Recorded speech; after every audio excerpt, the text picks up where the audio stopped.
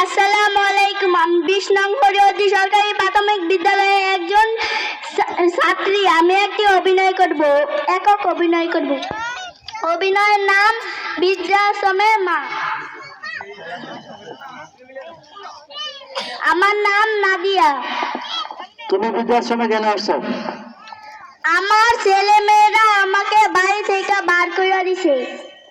কেন বের করে দিছে? 2 ছেলে 1 মেয়ে। ছেলে মেয়েরা কি করে?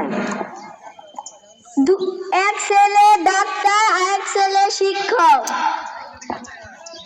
তারা কেউ তোমার ভরণ পোষণ নেয় না, না? তুমি কি তাদের সাথে ঝগড়া করে তুমি নিজে চলে আসছো, না তোমাকে এখানে আইনা রাইখা দিয়ে গেছে? আমাকে এখানে আইনা রাইখা দিয়ে গেছে। এখন তোমার বলার কি? দেশবাসীর উদ্দেশ্যে তোমার কি বলার, বলো। তুমি কি চাও, কি করতে চাও? আমি কিচ্ছু করতে চাই না।